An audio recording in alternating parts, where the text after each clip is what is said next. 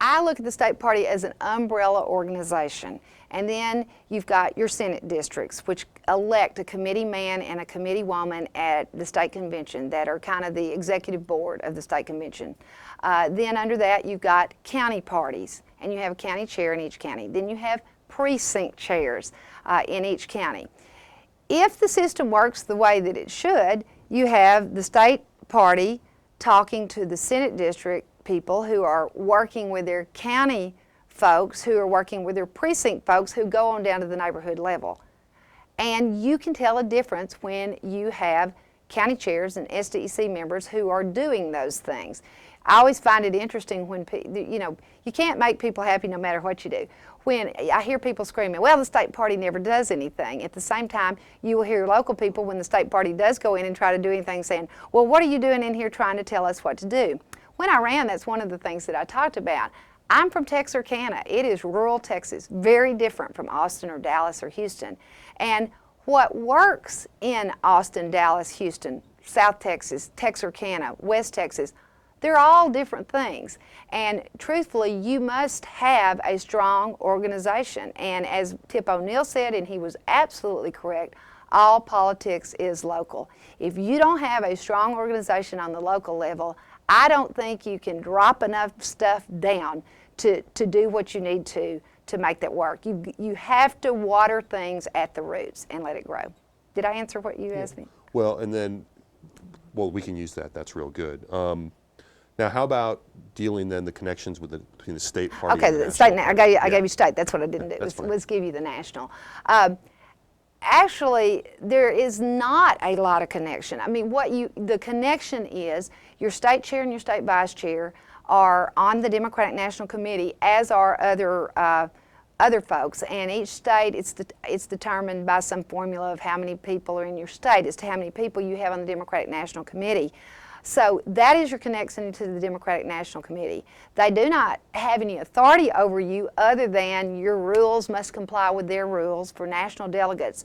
But the biggest contact comes in during a presidential election year. Texas has not been a targeted state in years and years, so very little money is sent into the state of Texas for presidential elections, and of course that hurts. If there is no support from the national level, over time that has a tremendous impact, and that has certainly been the case. Now, the biggest connection that Texas has had for a long time with the Democratic National Committee is we're a donor state. We have a lot of people who contribute financially to the Democratic National Committee or the Democratic Senatorial Committee, and so there's a lot of money taken out of the state of Texas. And guess what? It doesn't come back in here to help us win elections. It's distributed across the rest of the country. That over time has a huge impact on your state and on what you're able to do.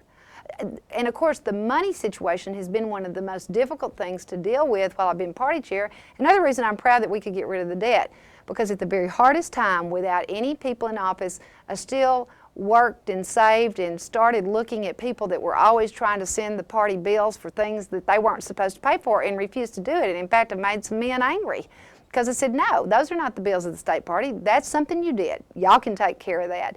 But those are the ways that I worked to get the party out of debt over time.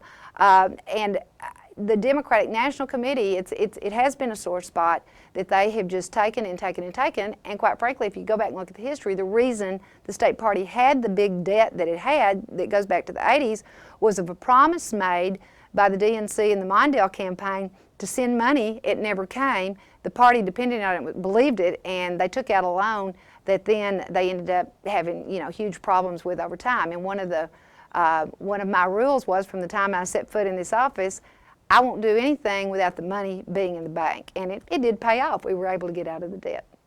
That's good. Well, let me bring up one other thing, though.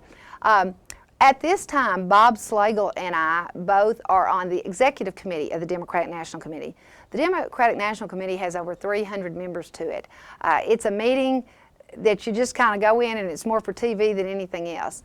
The executive committee is actually where the decisions are made. It's a much smaller, I want to say 60 to 70 people are on it. So that if you're not on the executive committee, you really are going to have very little impact on the decisions that are made at the national level.